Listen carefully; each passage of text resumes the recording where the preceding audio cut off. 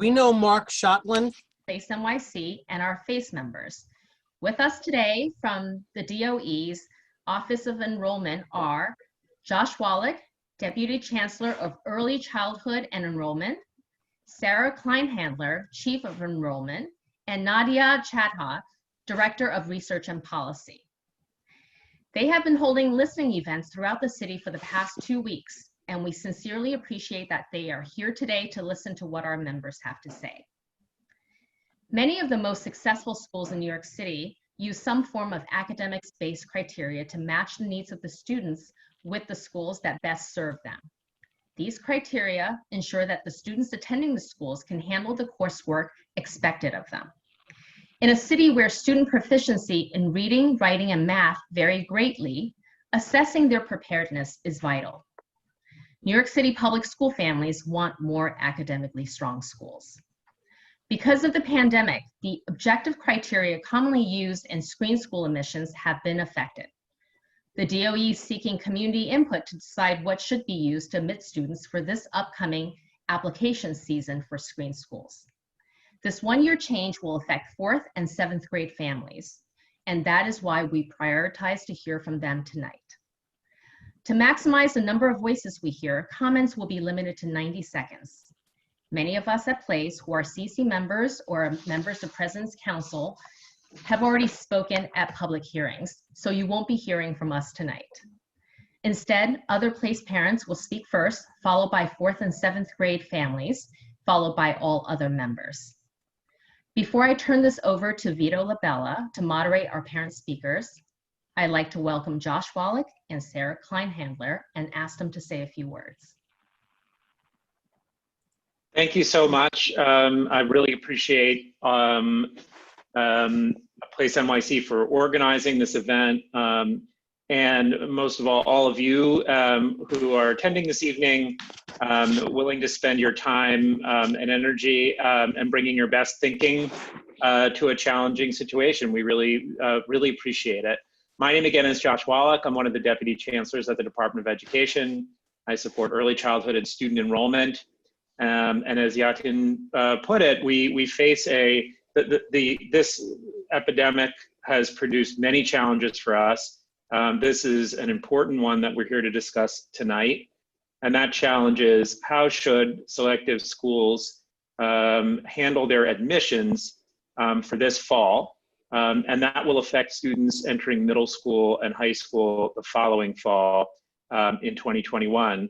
It seems like many of you are familiar with many of the details of this, but just very quickly, typically selective schools use 3 measures, 3 academic measures: state test scores, final grades, and attendance. But this year, because of the pandemic, our grading policy has changed in order to address the trauma and dislocation that many families face and the challenges of remote learning. The state decided, for many of the same reasons, not to offer the state tests this year, not to hold them. And then because the virus was circulating in our communities before we closed school buildings, and since we're not in school buildings now, we will not be using attendance. And so the question really comes to all of us: how should selective schools make these determinations?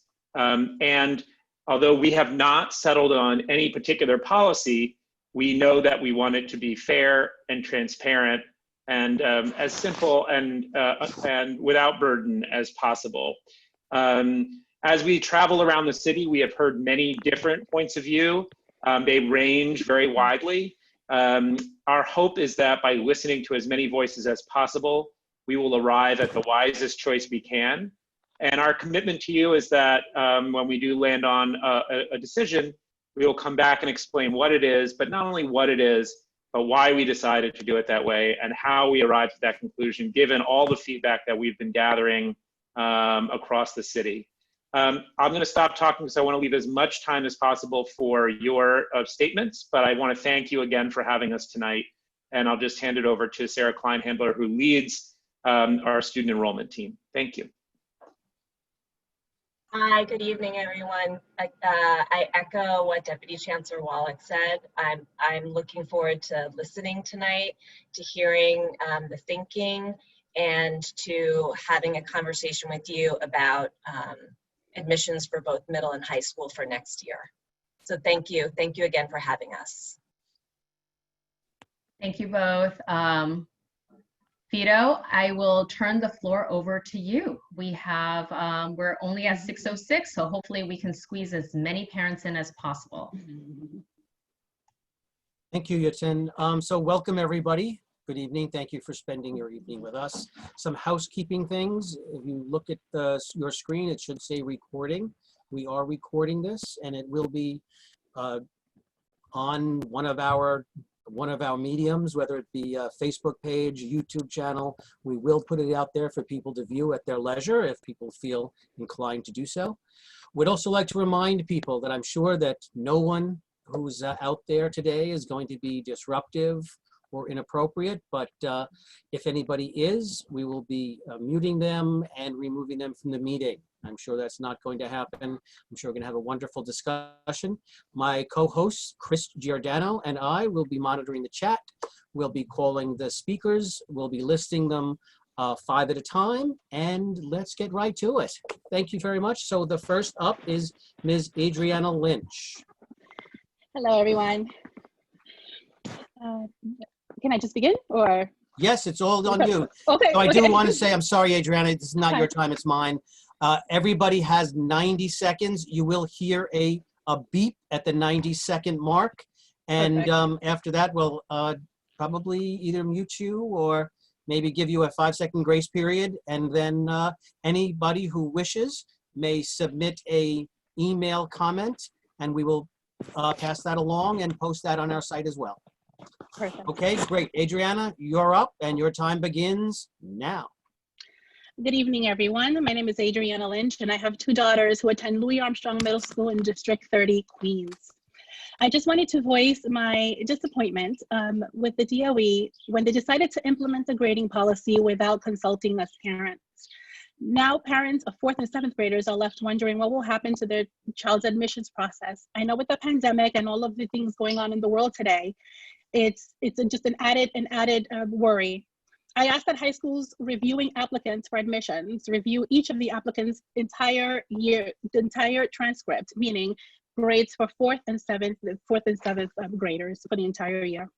And this way they can make a more informed decision.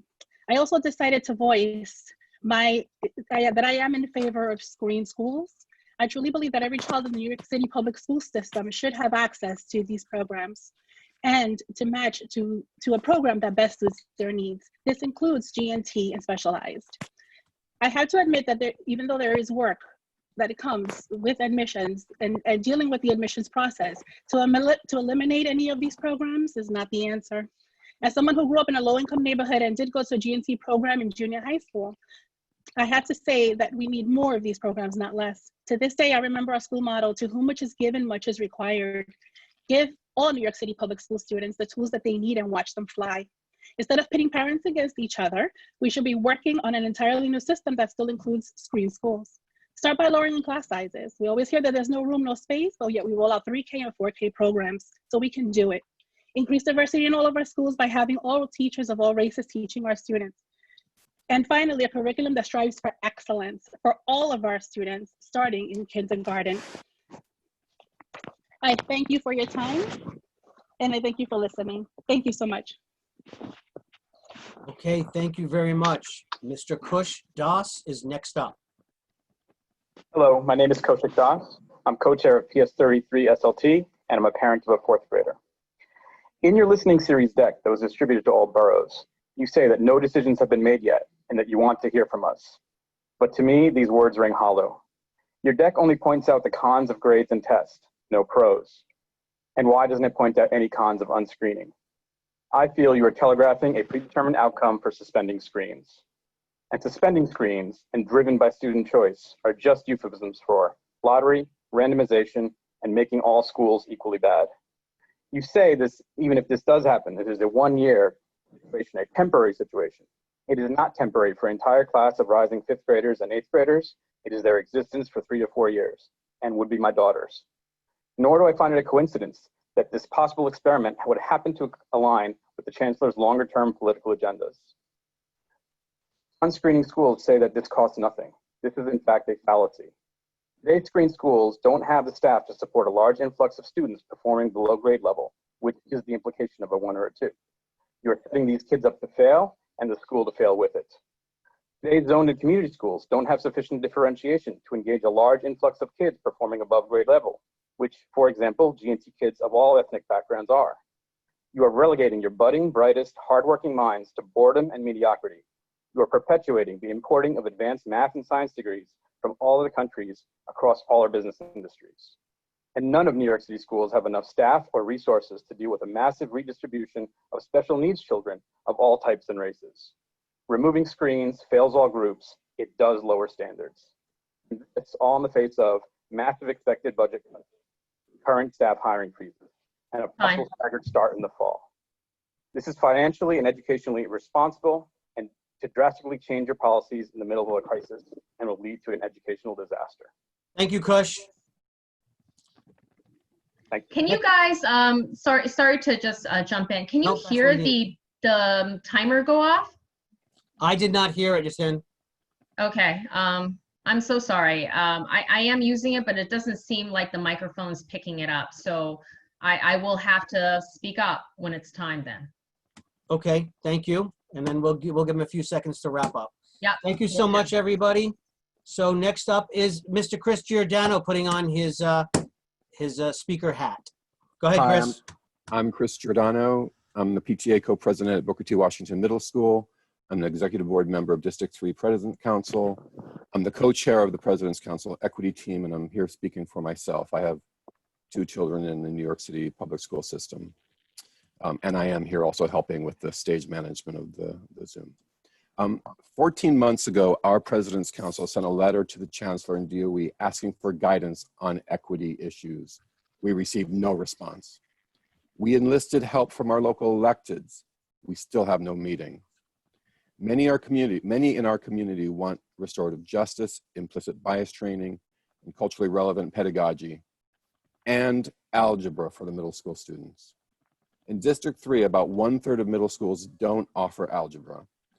I'm here sincerely asking to understand and for the DOE to help manage our expectations. Is this an issue of the choice system creating a supply and demand issue? Is there a lack of professional development for teachers? Is it a management issue? Is there a lack of resources? Are the other 2/3 that are receiving algebra hoarding resources? Please help us understand what we should expect from our public school system. Thank you. Thank you, Chris. The next up is Mr. Chen Kwok. Chen, go ahead.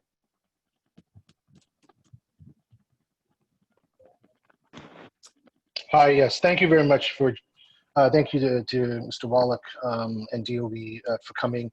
My name is Chen Kwok, parent of 2 public school kids, PTA co-president at PS 111, member of PLACE. I'm a graduate of Brooklyn Tech. What I want to do tonight is report racism and discrimination in our schools and DOE. It is resulting in only 30% of Black and Hispanic students being at grade level proficiency. They are also denied academic support and other services to improve learning outcomes. And when students flee low performing schools, instead of investing in them, DOE wants to close them down due to low enrollment, like they did in PS 25 in Bed-Stuyvesant. Students below proficiency get promoted and graduate high school illiterate and enumerate, and condemning them to a bleak life outcome. Policies are set assuming that high proficiency, high performing, low income students who are Black and Hispanic don't exist. They assume that Black and Hispanic students can't succeed unless they're sitting next to white and Asian students. They withhold information from and even discourage Black and Hispanic students from applying to G&T or specialized high schools. They destroyed the pipeline of Black and Hispanic students that went to specialized high school by the thousands for 20 years every year.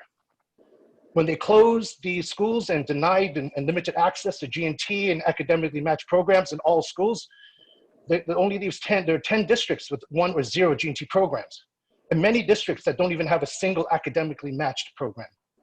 This forces disadvantaged minority students to commute out of district and borough to get to the education There we Thank you, have Ken. discrimination, Vice Chancellor, racism. Thank you, Chris. But don't remove screens. Thank you.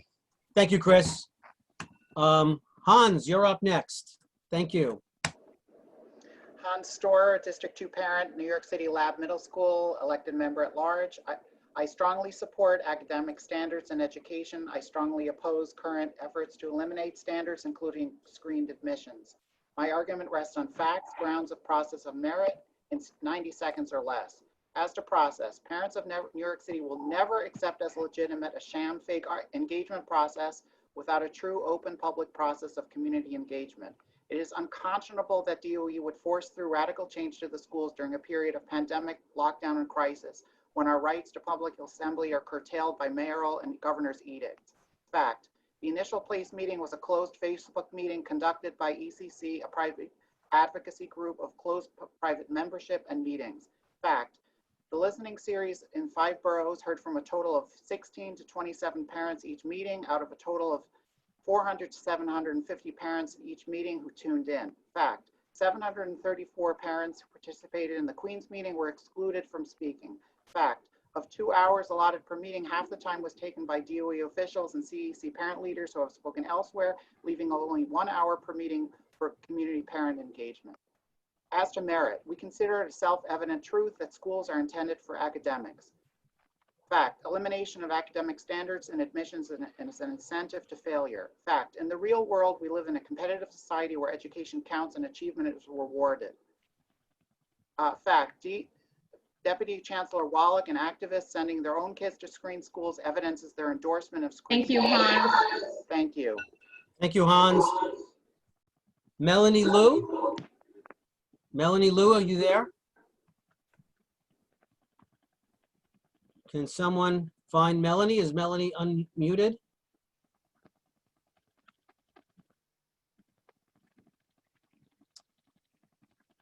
Melanie? And unmuted. Hello, yet? can you hear me? Yes. Melanie? Okay. Hi, good evening. Good. I know that since day one that the Chancellor Carranza took the office, he's trying to get rid of all good performing schools because he and the mayor have no idea how to improve the poor performing schools. I believe you are parents also, and I believe you have the same feeling as me. We all want our kids can live in a world that the doctors can beat all virus and can have medicine to treat all diseases. We all want our kids can live in a world that more technologies can protect our environment. We don't want our kids live in a world that have violence everywhere. So please leave these screen schools and programs alone. Put the kids who cannot read proficiently or cannot do multiplication in an advanced program. Won't help them. Please do whatever you can to improve the poor performing schools and to improve the school safety, for support kids from the kindergarten or first grade. Support them with after school programs. There are a lot DOE can do. DOE should give more, do more, and not take away. Thank you. Thank you, Melanie. Janie Wong? Janie, are you there? Can you see me? Can you hear me? Hey, Jamie. Hi, how are you? Hello, my name is Janie Wong. I have 3 kids in the New York City Public Schools. This school year has been like no other. For this reason, I think drastically changing the admissions policy does not serve the community at large. I know New York City public school systems are not perfect, but using the current pandemic as a means to change a system to conform to a political agenda is unfair and above all causes further anxiety and pressure for students and their families. My recommendation is to change the K-8 grading system to a no harm metric. This gives credit for 2 semesters of hard work performed by students pre-crisis. And there's no penalization for falling grades during the remote learning period, as we know all children's experiences have not been the same. The system won't create disincentive for some students and additional stresses for others. This solution provides only grading upside and no downside. I would administer 4th grade tests 2 to 3 months after schools reopen and move the whole application process later in the year. Unless schools don't physically open, the logistics should only be limited by the people power and the desire to accomplish this goal.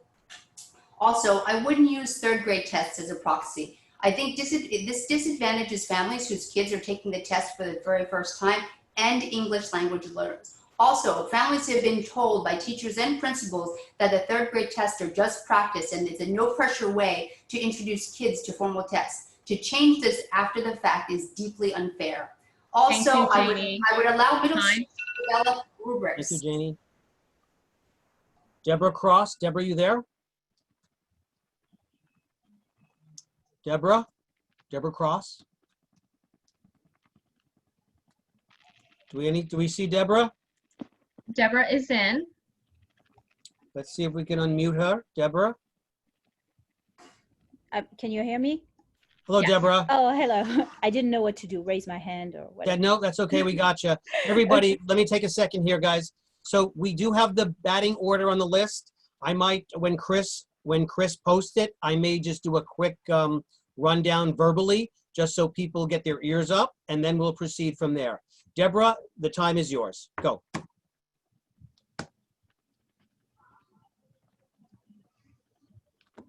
Deborah, you're on mute. I don't know. There we go. Deborah, you should be unmuted. That's it. I'm unmuted. Thank you. I'll make it quick. I have 3 kids, one in high school, one in middle school, one in 4th grade in District 3. And so I'm directly affected by the proposed changes for my 4th grader. I do believe that it's an unprecedented time, but I also agree that the attempt from the DOE to change this without having a real hearing process, because it doesn't sound like your hearing process to me, is very disingenuous. There are many things that have been proposed by parents as alternatives, whether it's using first and second marking periods, last year's test, having tests next year, and the schools even have their own tests and assessment methods. I mean, if a child doesn't have state tests, it doesn't mean they can't apply to middle school and high school. So I think we are being disingenuous by saying, oh, we have no metrics whatsoever, we can't use metrics. Second, I do think removing screens poses problems in terms of commuting.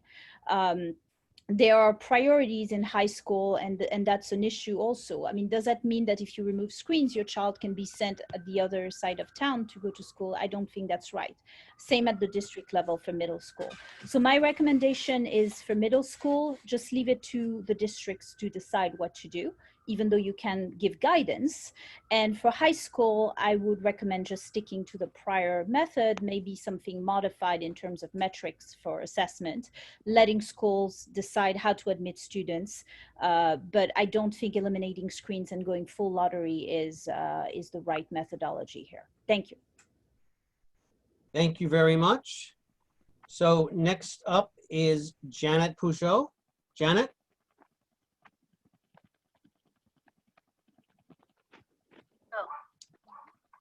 Hi, it's Jill Cote. Oh, I apologize. Did I jump you? I apologize, Jill. You did, but you unmuted the right one. Okay. There we go. In 2015, President Obama passed the Every Student Succeeds Act, known as ESSA, a legislation to redesign accountability for education. Obama's ESSA provides a framework for great schools. The first element is rigorous instruction to drive student achievement. Screen schools provided homogeneous grouping to easily apply rigorous instruction. ESSA goal is to illuminate potential approaches to developing more balanced systems for our children's productivity, not apply a lottery of one size fits all. The ESSA requires measurement of students' achievement for ELA and math, the first indicator how the DOE is failing many of our communities. In 2019, New York City had a 47 ELA proficiency and 45% in math, but the DOE deflects these failures. Instead, they push an agenda to eliminate screen schools, which are successful, and attack the families who want them. The ESSA speaks to indicators of engagement, measuring attendance, which attributes to students' achievement, but the DOE shamed District 2 positive attendance to promote the agenda to eliminate screen schools. The ESSA measures parent manage engagement because parents and community members play an essential role in student and school success. Again, the DOE assailed District 2 and suggested our PTAs create an unfair advantage. The DOE should focus on how to create more engagement in the schools and communities in need. All children's educational needs should be met with adequate and appropriate resources. For some, this is screened schools. The DOE should shift focus on applying the principles of Obama's Every Student Succeeds Act for our communities in need. Thank you. Thank you, Jill. Janet's up next, but before we start with Janet, we have Mara Seltza on deck, Dongli Huang, Paul Eng, Ore, and Helen Yu. So if I mentioned your name, we'll unmute you, and then you could get ready to go. So right now, Janet, you're up. And first and foremost, thank you for pronouncing my name correctly. No one does that, so I appreciate it. My wife's name is Kim Jallet, so I understand. My husband's from France, so. Well, hello everyone. I'm the mother of 4 children, all of which have gone through the New York City public school application process several times as they've moved from pre-K all the way through high school, and I have 2 in college, which was a much easier process.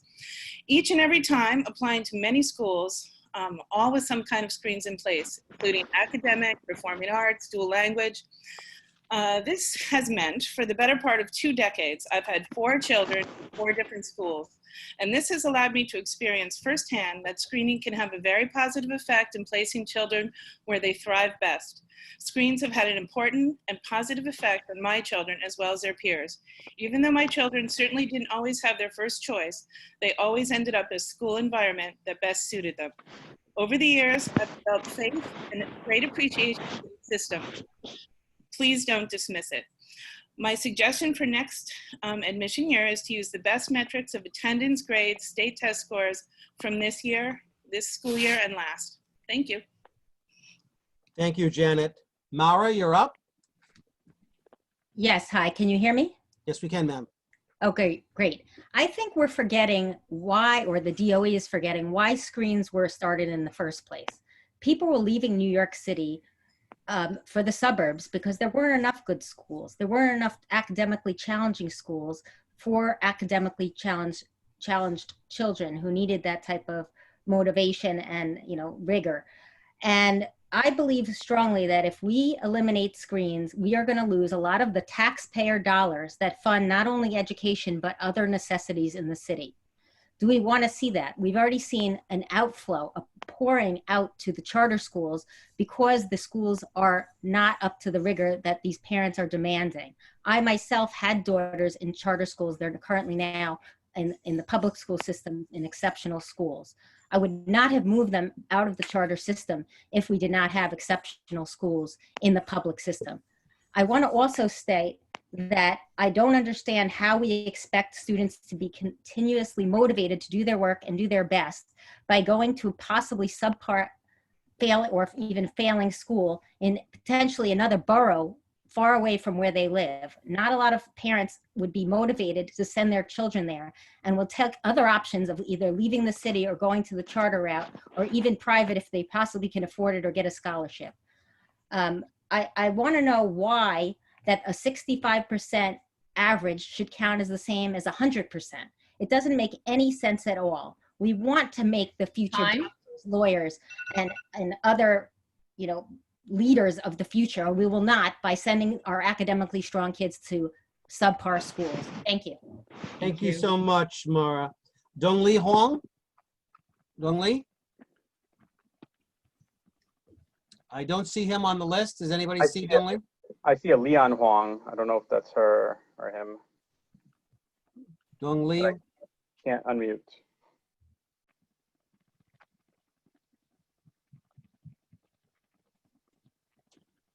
I'm scrolling, trying to find a Dongli. I don't see it. You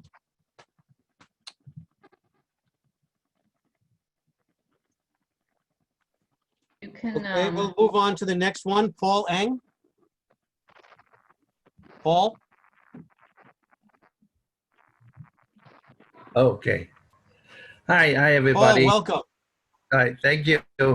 This is my first time I just want to echo my agreement with Janice Huang about some of his suggestions. I have a daughter who is in 7th grade and interested in attending the screened school, such as Townsend Harris. Now, normally the school report use the report card score and the state test as a criteria to screen the incoming students. Since this year, the state tests are canceled or suspended. Now, I would like to suggest either the 6th grade state test can be used as substitute, or if possible, when the 4th semester comes, the state test can restart it early in the 4th semester, and the screened school can then use the state test from the 4th semester. And also I want to suggest that the marking period 3 score can be used as well for as part of the selection criteria. And that's all I have to say. Thank you. Thank you, Paul. Thank you so much, Paul. So, may I, Oreo, Ore, I'm Yes, sorry. I'm here. How you do, yeah, ma'am? May I ask you to I'm state here. your name? Hello, can you hear me okay? Yes, I can hear you. Can hear me. Yes, ma'am. How are you? Welcome. Thank you. May I proceed? Yes. Okay. So I'm speaking from a practical and parental perspective. We are parents to a high achieving 7th grader in District 2 who has worked hard independently all year to achieve and maintain excellent grades and attendance. As parents who are both essential workers in this extremely trying period, as we all understand, this has been mostly due to her independent effort. And it has been heartbreaking to us to see this all flushed down the drain. We are not rich and we do not have tutors. To further complicate the matter at hand for our family, she is new to the New York City public system this year. She has no 6th grade state test to rely on. 7th grade is what we were depending on, and those were canceled. If we go to a lottery system, what if she ends up in a borough far removed from our home? What happens when a curfew suddenly is announced and we're 2 hours from getting her home safely? For example, last evening, a good friend of mine who works in an emergency room in Brooklyn was denied access getting back to her home in Manhattan, despite having the appropriate work IDs to get back into Manhattan. So in this uncertain environment, why would we add any more chaos to our children's lives? So please consider the impact this will have on students and families. Please let us focus on actually restructuring the elementary school system rather than break down and destroy the work and aspiration of current 7th graders. Thank you very much. Thank you, ma'am. Thank you so much. Helen Hugh. Helen, you there?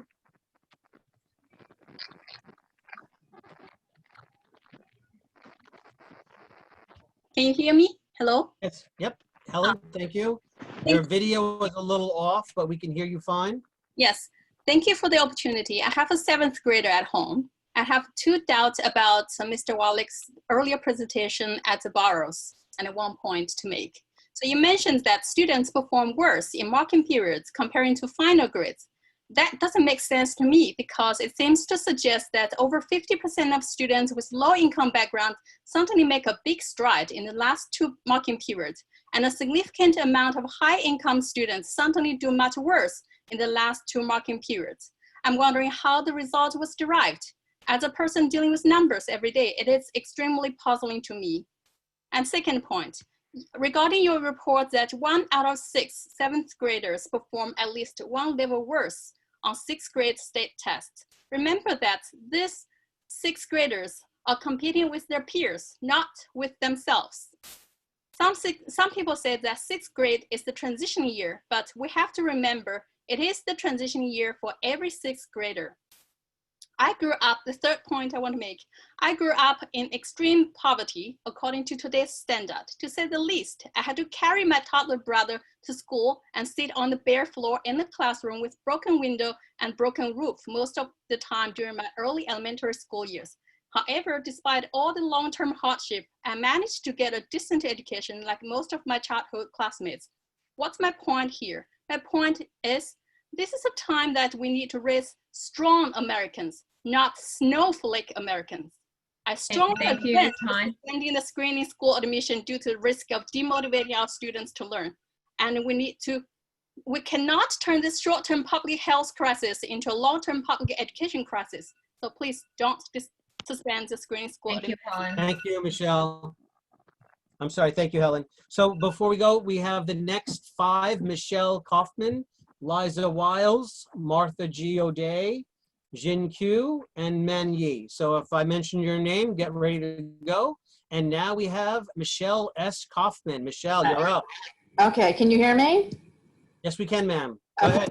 So I have twin 7th graders, so this is a very important issue for me. And they have been working so hard this whole year because they know what is at stake. And they are very upset that grades have been pretty much thrown out. And, you know, it seems to me, I know Josh put forth, like the last speaker said, you know, slides already coming prepared to discount that as an option. So I'm really hoping that you're listening to all of the options that everyone's bringing to the table, because everyone is in the same boat. Everybody knew this was the pivotal year, that the grades counted for this, and to just throw it out doesn't seem fair or right, as it really captures students' performance. And I really felt that the do no harm policy was the fairest policy, because some students do better working from home in that kind of environment. A lot of them, I know people didn't have access or whatever, but the do no harm seemed to make the most sense to me.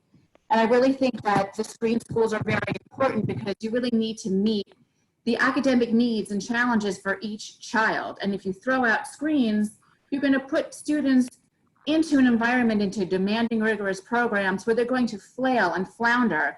And nobody is talking about the aftermath of that. So you're going to put in students into these programs like in Elro or Townsend Harris. How are they going to succeed? What is going to be put in place to make those students perform well? How could you put someone with a 7-day average in a high demand school like that? It doesn't seem to make any sense. I grew up in the public school system here. I went to Midwood in the Humanities Institute, and I know what a demanding, rigorous program that was. And I can't imagine a child with a 70 average being in a program like that. No one is Michelle. And I think there's been so much trauma going on. We cannot further have more trauma by throwing everything out the window right now. Thank you. Thank you so much, Michelle. Next up, Liza Wiles. Liza. Hi. Hello. Hi, I am a parent of a 7th grader and a 4th grader, so work in the high school and middle school applications right now. My 7th grader is a G&T student, my 4th grader is a gen ed student, and I am a graduate of Townsend Harris High School, and I know that when I was growing up, there weren't tracked G&T schools. Every elementary school, you went to your local school, and the school found the right environment for you to learn. So I want to just take my time to say that I'm going to uncouple the whole idea of screens from the idea of screens for the coming year and admissions for the coming year, given the pandemic situation. What I haven't heard yet is from the high school and middle schools. What are current high schools, screen middle schools doing with their current student body population to help them stay on track in their current academic careers? Because that to me is informative, not only for a parent but for children, to know like what is going to be expected of the current students as they're applying in this strange time. That should be taken into account. I want to hear from the schools. And I feel like that's a voice that has been severely missing from this conversation. And if we're going to be considering how we're going to continue the quality education for all students, I think it's only fair that the dialogue is working in both directions. Thank you. Fine. Thank you, Eliza. Thank you. Martha, you up there? Yes, hi. Hi. I have a 3rd grader and a 7th grader in District 3. I understand there's inequity in the New York City school system, and this is a long-standing problem with no simple solutions. Some schools and districts have implemented changes recently to address this problem, and they should be allowed to continue those efforts and measure their results. I don't believe the DOE should try and address these long-standing inequities as part of the pandemic crisis management plan. It's just not the right time. In my opinion, for screened admissions, the DOE should allow students to submit 2 data points of their choice from a prescribed list of grades and test scores from prior year and current year. And if that's not humanly possible due to system limitations, then I support holding tests in the fall and pushing back the admission cycle. I believe the SHSAT should commence as planned. To assign kids by lottery, as has been suggested, is ridiculous to me and seems akin to assigning students to college by lottery. And as we all come together in the future to continue to address inequity, I believe a priority should be access to advanced AP and IB curriculum in more schools so that students who want it have access to a college prep curriculum. And until that happens, and until there's equity across districts, I believe that all high school district priorities should be removed so that all screened high schools are citywide. Thank you. Thank you so much, ma'am. Jin Q? Hi. Hello. I have 2 children in public school, and I come here to support the screen schools.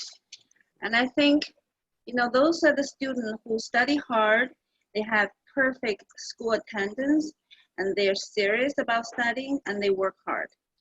So they want the opportunity to continue to academically more challenged academically. Screen school is hard work. It's probably even harder than the middle school. The high school screen school is harder probably than middle school. You know, those if we send the student who do not academically not capable of studying in those schools, it will be not fair for all the students, and that will also destroy the screen school. You know, this is not a party place, it's not candy store, it's a hardworking, it's serious school. And I think the rubrics we can use last year's state test, or we plus the first and second semester grades. Those are before the COVID, and also I think those are universal scores and they're fair. And I think, you know, politicians should leave politics, leave children alone. Children should be treated with kindness and with fairness. Thank you, Politics is Jen. politics. Thank you so much. Before we go to the next speaker, Cara Montesano, Robert McGraw, Andy Weinstein, Neil Shaw, and Sanjay Soni should all get ready to go after our next speaker, Man Yi. Man Yi, you Hi, there? I'm here. Welcome. Thank you. I'm going to just jump into what I wrote that I didn't get a chance to edit, so I hope it makes sense. Just to give you some background, I'm a native New Yorker. I've been here since the 70s. I've gone through the whole public school system from kindergarten through 12th grade in Brooklyn. We come from a poor immigrant family, single parent home, and we somehow made it through all the challenges that we've had. The key to getting out of this poverty has been getting a relatively decent education. I didn't go to screen schools, I didn't go to Shazat, but back then, schools cared, educators cared, teachers cared. Teachers knew what was going on in the classroom and they helped each child. Each child, as an individual, has their own path. When a school fails, it's because those teachers have not been able to reach each child. It's not because a screen school was available. It wasn't because Shazat was available. It had nothing, the failures had nothing to do with all those screenings and all those tests. The failures came from the whole community not supporting that child. So when you are trying to take away screenings, you're failing the students that are doing fine and doing well. The ones that are not doing well, that's where you should put your focus. You should be putting your money and your words to help the schools that are failing their students. Thank you. Thank you, Man Yi. Cara Montesano. Hi there. Hey, Kara. Thanks for having us. I appreciate the opportunity to speak. I think it's very important, and I know these are challenging times, so it's not easy for any of us. And I think we all recognize there's no one size fits all for 1.1 million students, right? And so the DOE, I recognize you guys have a daunting task. I do have 3 sons. The oldest is in 4th grade. So as we all know, he's been working hard all year and continues to do so. And to be honest, you know, he may not even meet the metrics for these very selective schools. He's trying to, and we hope that he does, but that may not happen. Regardless of that, I think keeping these screens is the best thing, the best path forward. It is putting a high bar on our kids' education. It gives an aspirational nature to the high academic standards that I think all parents will say they want for their children.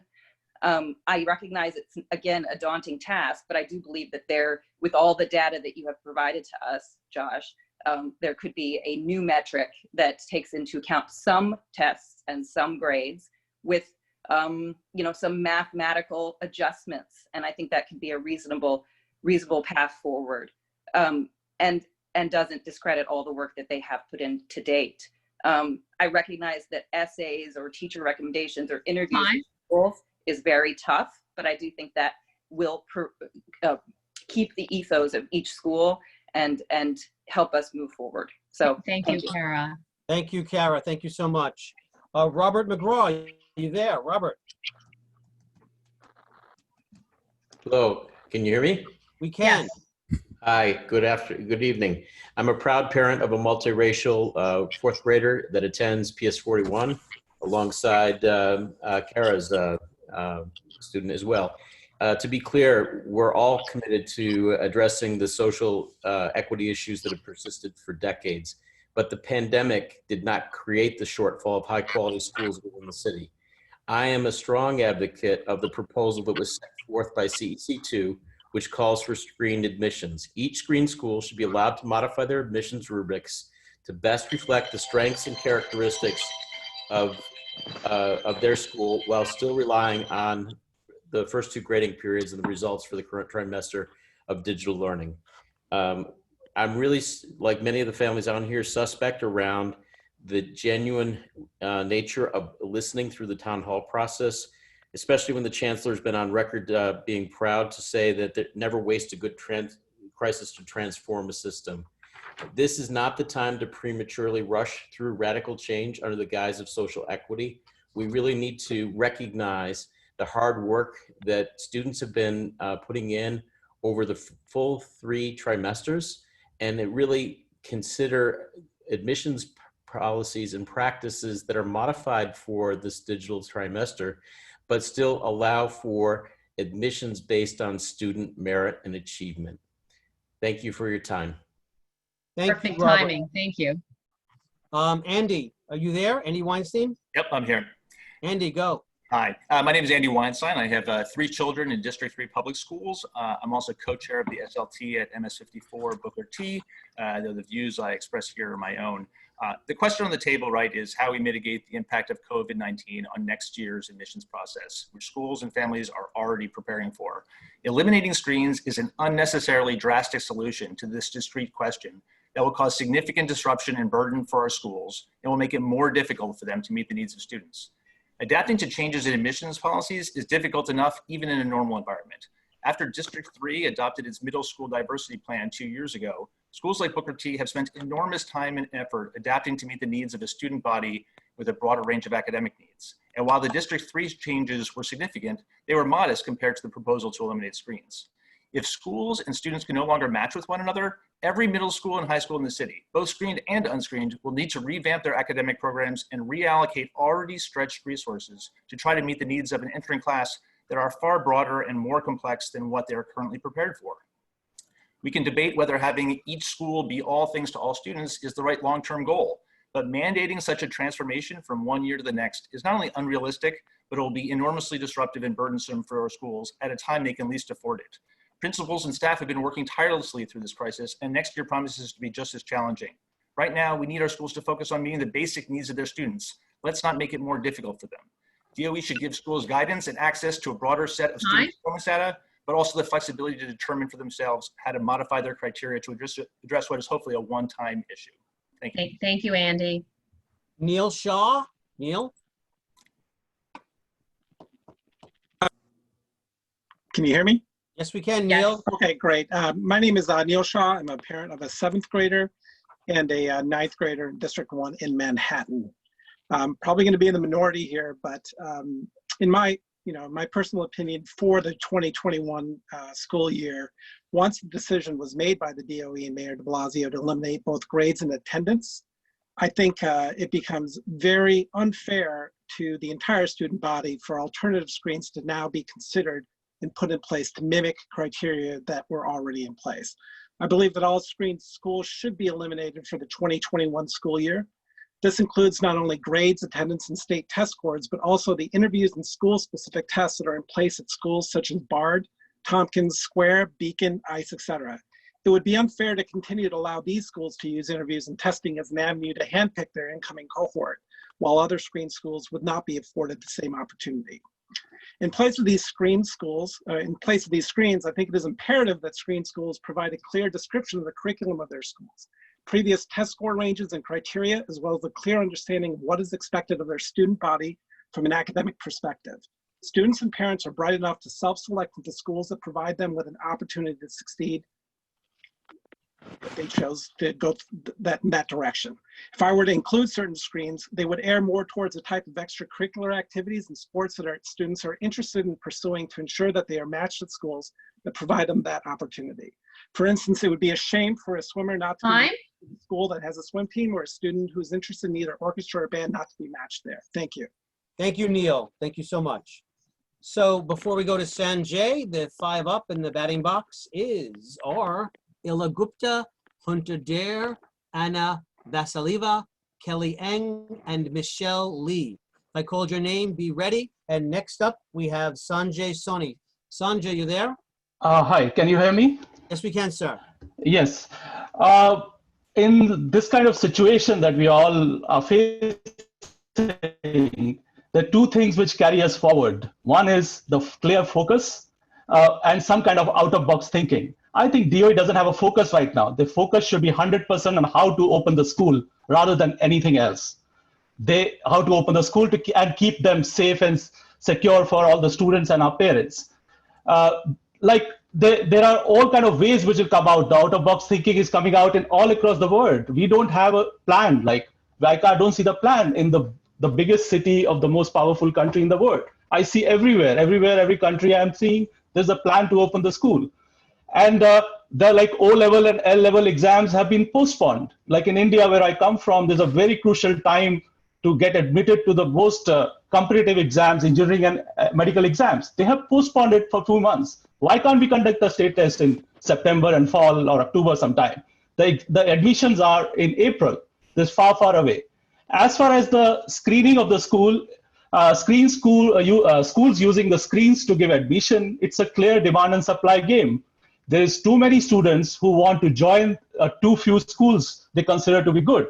Why don't you increase the number of schools and make them better? Increase the supply of those schools. That's what I have to say. Thank you. Thank you, Sanjay. Ila Gupta? Ila Gupta, you're there? We're looking for Ila. Ila, are you there? Okay then, Hunter Dore. Hunter Dore, I see you there. Hunter, can you hear me? Okay, can you hear me now? Yes, we can, sir. Welcome. Thank you. I want to relate a story about Jackie Reads a Lot. She learned faster than most other kids. Her teachers differentiated instruction for some of the more advanced kids, but that wasn't enough to challenge Jackie. She ended up skipping 3rd grade, then 6th. That was a better academic fit, but a terrible social and emotional fit. But it was the best that teachers could do because Jackie's school district didn't have any specialized classes that allowed her and similar learners to come together and learn at accelerated paces.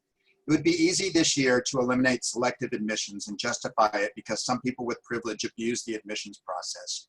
Other government programs are also abused, but no one says let's eliminate public assistance programs. These programs provide essential lifelines to families who truly need it. Similarly, selective admissions schools provide an educational lifeline to truly advanced learners. Without selective admissions programs, these kids never learn to work hard because school is so easy for them, or worse, they are so bored that they mentally check out and perform poorly or become disruptive discipline problems. At best, they end up like Jackie, teaching themselves, working alone, or skipping grades and never fitting in socially. Gifted programs provide this up through 5th grade, but most of those programs end there. Teachers do not have the bandwidth to teach Jackie 2 years above grade level and other kids 2 years behind grade level. NYC needs middle and high schools that can meet the needs of the 30 or 40,000 Jackies in our system. And if there are privileged kids who unfairly join Jackie in her classes, let's figure out how to best identify the Jackies for this COVID year rather than deny the Jackies the education they desperately need. Thank you, Hunter. I just want to interrupt for 1 second. I'm mindful of time. We're coming 3 minutes to the hour. And Josh, we still have a few more parents that would love to. Would you be kind enough to stay on and listen to them? I'm seeing you nod your head, but thank you. Yes, I can stay on for yes. Go ahead. Okay, thank you so much. Let's continue, Vito. Thank you, Josh. Anna Vasileva. Anna, let me look for you. I don't see Anna in the left. There you are. Anna, you there? You're unmuted. Yeah, I'm trying to. We can hear you. Okay, actually I see the problem. I just entered my apartment. I'm sorry, I'm an essential worker. I always finish work late. And I'm leaving the meeting on my phone. Yes, so can you hear me now? We can. Thank you for taking the time out today. Your time is yours. Go. Hello? Go, Anna. Yes, okay. So I'll be very brief. First of all, I agree with 99% of the speakers on this forum. I'm an immigrant who did not grow in New York. I did not grow up here, but I grew up in a very competitive education system. And I must say, the education system I came from was very equitable. You worked hard, you forged ahead. You did not, you just fell behind, and if you didn't care, you didn't care. I don't want to teach my kid otherwise.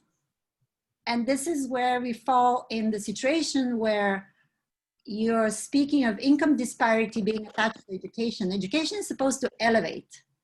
There are a lot of children out there who worked very hard. They were hoping to elevate themselves through middle and high school admissions to get out of really difficult situations at home.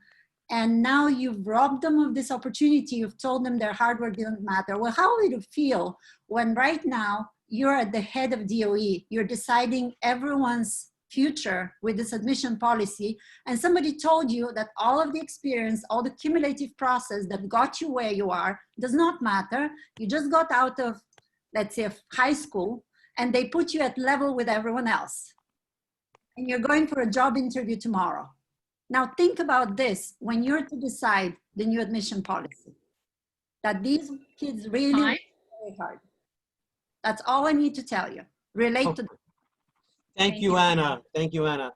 Kelly Eng. Kelly, are you there? Kelly? I'm looking for Kelly. I don't see her.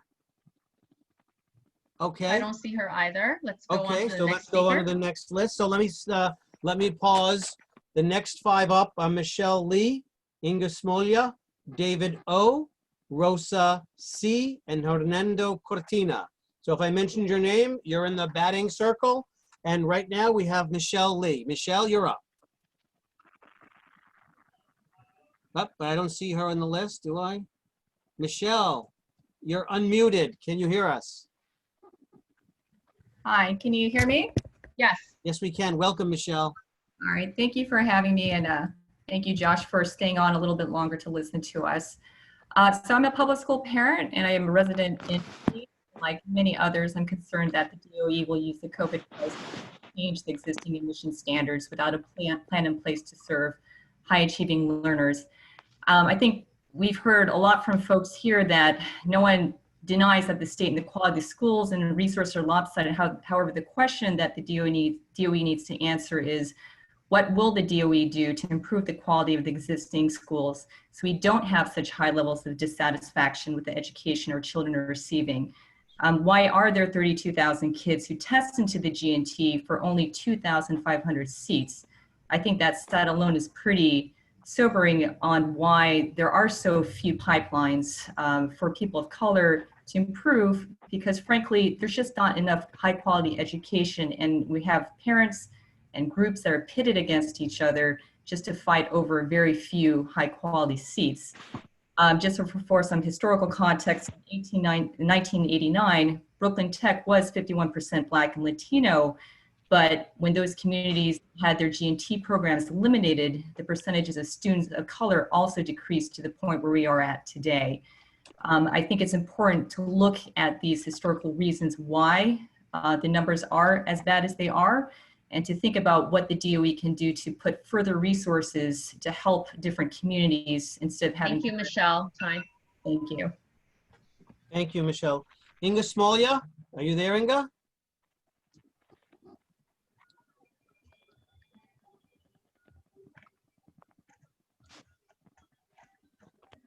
Yes, hello? Hi, Inga. You're unmuted. Hi, Welcome. thank you for having me, and thank you, Josh, for staying on longer to listen to all of us. I'm a parent of 3 children in the New York City public school system, a 1st grader, a 4th grader, and a 7th grader. I'm also a member of the District 20 Community Education Council. However, my comments here are my own. I want to relay that 4th and 7th graders are now feeling additional stress and anxiety due to this uncertainty that currently clouds middle and high school admissions. Children, all children in these grades have worked very hard this school year based on the simple understanding that 4th and 7th grade are very important years. It is simply not fair to them to use this moment in time to push forward politically motivated policies that remove academic criteria from admissions. Instead, the DOE should show that it values the needs of all students and should continue to support academically based admission criteria, while frankly working to improve the quality of all schools at every grade level. Given that school was in session pre-COVID conditions through March, my suggestion is that those grades and frankly attendance records could be used, as can possibly 3rd grade state test results. Alternatively, the DOE could consider leaving it up to the districts to decide. This could be an equitable, objective, and fair solution that would not simply ignore all of the hard work that students put in and continue to put into their academic excellence. To reiterate, this is not the moment to drastically change without notice admission requirements for next year. Thanks. Thank you, Inga. Thank you. David O, are you there? Yes, can you hear me? Yes, we can. Yes. Go ahead, Dave. Great. Thank you so much for taking the time to speak with us. It means a lot that you're coming to listen to us during a tumultuous and sad time, especially for the African-American community. I'm a product of New York City's public schools, grew up with a single mom in poor neighborhoods in Jamaica, Queens, and East New York. And I've always wished for my kids to experience what I thought was a wonderful experience as opposed to a private school education. So as someone who had a really positive experience with New York City public schools starting over 30 years ago, imagine my disappointment when I see what's happened to our schools in terms of their average quality and lack of diversity, but also how certain people are trying to label common sense ideas such as merit, academic achievement, academic standards as dirty words in some way. I strongly believe that the anger and pushback you're seeing from parents over these schools is not because these parents are racist or elitist, but it's because they see just how poor the quality of education is in an average New York City school, which is absolutely racist, because the lack of focus on schools in the poorest neighborhoods has created and exacerbated the outcome we have today. If the average New York City school showed 90% of its students were performing at grade level, we wouldn't be arguing over screen schools. The DOE is responsible for why average New York City schools are doing so poorly, not parents. Your job should be to fix the average New York City school and raise academic standards so parents feel less stressed about getting into a screen school or not. But also, you guys need to hold yourselves accountable. To my knowledge, nobody at the DOE gets fired for doing a bad job or letting academic results decline to such an extent. Please do the right thing and fix your schools, starting with smaller class sizes, paid for by cutting all the newly added layers of administrative excess at the DOE and put in place a system of penalizing yourselves for not meeting goals and doing a bad job. Thank you. Time. Thank you, David. Thank you. Rosa C. Rosa, you Yeah. there? I'm here. Can you hear me? Yes, ma'am. Go ahead. Hi, good evening, everyone. I'm a mom of 2 New York City public school kids, and I fully support preserving schools with academic-based admissions using measures that are objective and transparent. Schools should use attendance records and marking period grades accumulated before the shutdown and state test scores from last year. Our kids have all worked hard and should be recognized for the efforts they put in for the first 2/3 of the year. We should not be taking away opportunities and choices from families and kids in the name of fairness and equity. That will help no one and will be detrimental for all New York City families. The DOE should focus on educating our kids first and foremost. Teach them so they can all read, write, and do math at their grade level or better. Provide remediation and support where needed, and challenge all of our kids with a rigorous academic curriculum that bring out their full potential. We need the DOE to focus on improving the quality of the education that our kids get, expanding the number of high-quality schools throughout the city, and not just trying to shuffle our kids around based on the false sense of fairness and equity. Thank you. Thank you, Rosa. We're looking for Hernando. I don't see him in the list. Hernando, are you there somewhere? Hernando? Okay, then moving on. Jennifer Wallenetz. Jennifer? I see 2 Jennifers. I see 3 Jennifers. Jennifer? Hang on. Hello. Hi, can you hear me? We can. Thank you so much for joining us. Go ahead. Thank you so much, and thank you, Josh, Mr. Wallack, for staying on. Hi, everyone. I'm a parent of a 1st and 5th grader and an advocate for accelerated learning for children of all colors, races, ethnicities, and identifiers. I would continue to use some academic and personal behavior markers in the short run until we have a better system in place. Screens highlight the problem in K-5. They don't cause them. I think there's a way to combat systemic racism and raise the academic bar for our students, and that would not happen through a general lottery. A lottery will only mask the ongoing inefficiencies, disparities, and racism. And it takes away from the uniqueness of the schools in pairing students with their preferred pedagogy and school culture. We need to ensure that all schools have access to strong curriculum and support differentiation of students above and below grade standards. As much as we hear this and it's happening today, it's not true, and school enrollments are suffering as a result, with a disproportionate impact on the communities of color. A lottery essentially says that all schools are equally appropriate for every child. Mr. Wallack, with all due respect, your opinion on the lottery would have held more weight for me if you sent your own child to any school in your district, but you opted out. To me, that says that none of the schools are good for your child, and we need the action of our DOE leaders to match the philosophy. Having an example of a lottery, though, please provide the data on D15 over the last 6 months. Are the students relating more? Are they exchanging ideas, eating lunch together, or are they divided under the same roof? Do the teachers have the support and resources they need to educate their students at each level? I think it would be very meaningful to present any data on the academics and satisfaction of the student body in D15. Thank you. Thank you, ma'am. Maxim Adelman. Maxim? Yes, hi. Can you hear me? Yeah, we can. Yes.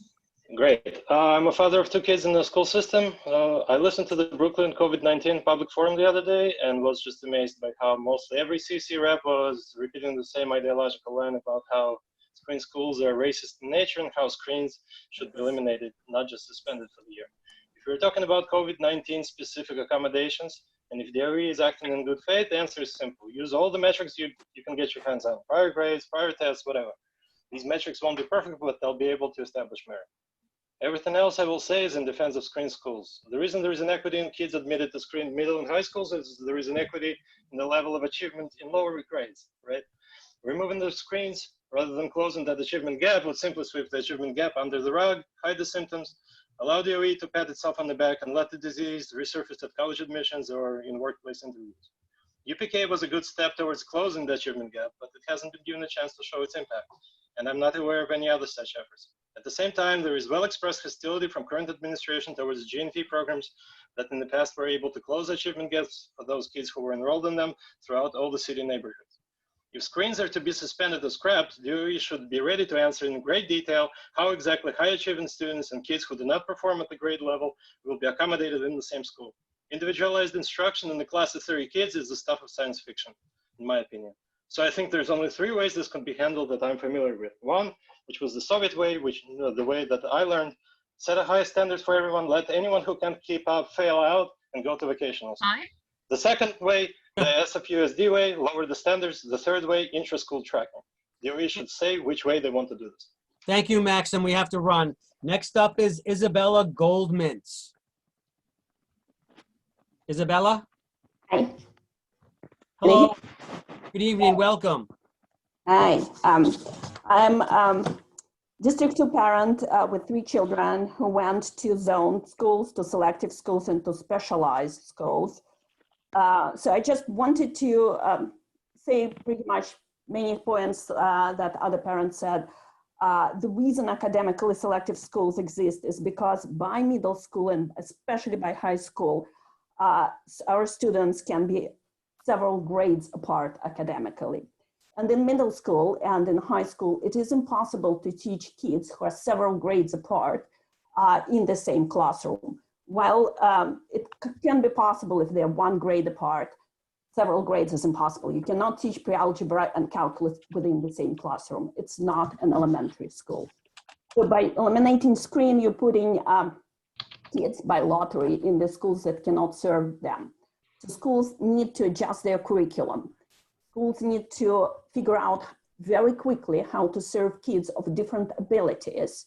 And that's probably not going to happen unless you really put an enormous resource, which you're saying that you don't have. We have budget cuts. So I propose to keep screens, academic screens only. I'm not talking about any other screens like portfolio interviews, academic screens, and probably get the selection of first 2 terms of grades, maybe a combination with prior year tests, or maybe no harms, like let the kids select 2 best grading periods from their 4th and 7th.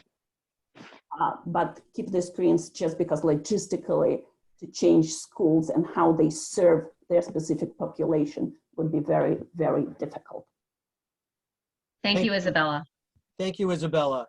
So we have one more left, Mr. Robert Wang. But before Robert says his last, the last speaker of the evening, I want to thank everybody, including the DOE officials, Sarah and Josh, as well as all of our parent representatives for coming in here and taking the time. Josh, thank you so much for staying late. And now, please, let's hear from Robert Wang, and then Yatin will close us out. Well, actually, Lucas will close us out, and yes, we will wrap it up. And Josh, thank you for staying. We will probably be done definitely by 7:30. All right, thank you. Can you guys hear me?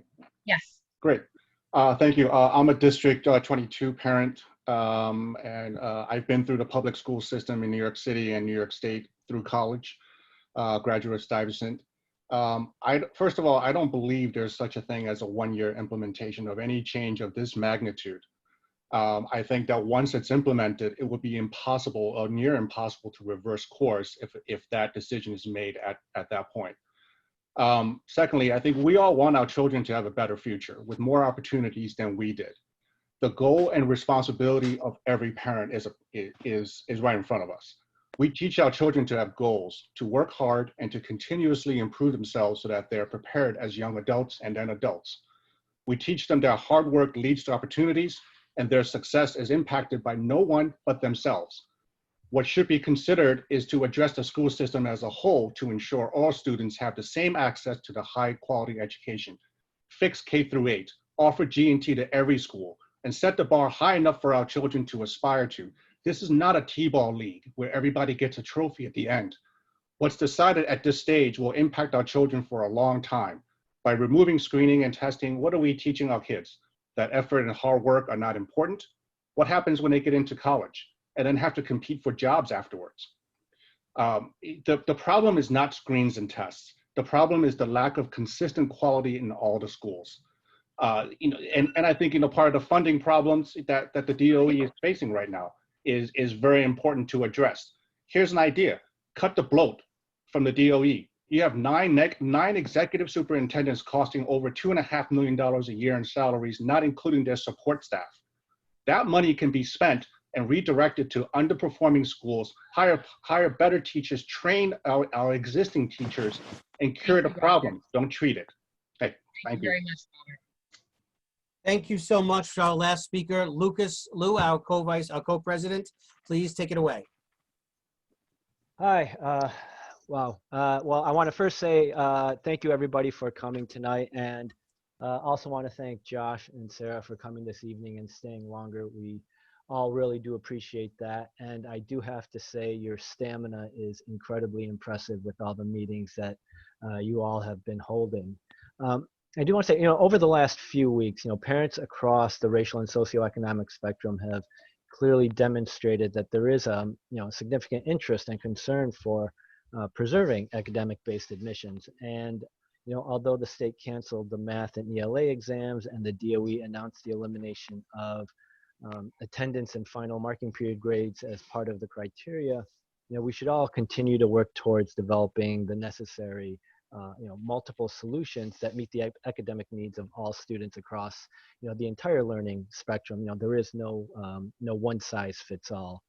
And, in the data that was presented, it shows, you mentioned that students perform worse in the marking period grades when compared to the final grades, and that may be true. I don't dispute that, but I think we also know that teachers grade harder earlier on so that they can show improvement throughout the year, since schools and principals are under pressure, from the DOE to show impact and growth as the school year progresses. So, and as was mentioned before, these changes aren't temporary for everyone. For the roughly 80,000 fourth graders, 80,000 seventh graders, these effects are permanent. And to change it at the last minute is a bit unfair for those families and creates a new burden for those families to work through.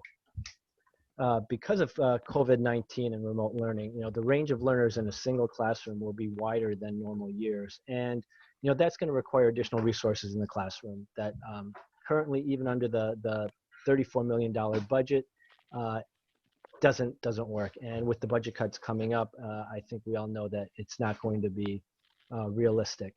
So, the question does become, how can a teacher be expected to teach the equivalent of 2 or 3 grade levels in a single classroom? And that just winds up penalizing all students, as instruction time, for each subject will be reduced to just minutes for each level of student. So, what I'd like to leave tonight with, Josh, if you could, we would like to request that the DOE present its admission proposal publicly and then hold a public hearing on that, so that parents, guardians, students, who are all sides of the discussion can provide comment on something that would no longer be a hypothetical. It would be actually something that they can comment on. And is that something that you can guarantee to all of us, or offer to all of us, that the parents will have a chance to review that proposal before it becomes final?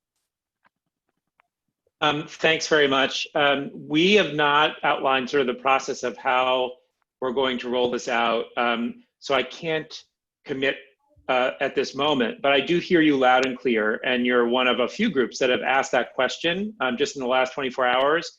So I will take that back and get back to you quickly. I would also, I don't know if you have more to say, but I can jump in now if that's just to say thank you, if that's okay. Go yes? Right ahead. So yeah. I just want to close by saying, from our side, that is, by saying we so appreciate the time and energy and thought that you put into presenting tonight, and for joining us here to think through this issue. As I said at the outset, we have not made any decisions, and we're trying our best to listen and learn from as many people as we can across the city. I'm grateful to you I'm grateful to you for giving us the chance to listen to you this evening. I wanted to just say that also we have one more citywide session for those who were not able to make one of the 5 that we held, or for whatever reason there were technical issues at one. So we are doing another one on Monday, June 10th, from 6 p.m. to 10 p.m. And we will put the information in the chat box so you'll have it, and also just send it out to make sure you have it. So, but if you have if you know of other people that want to participate, please encourage them to do so, or just email us at enrollmentfeedback@schools.nyc.gov.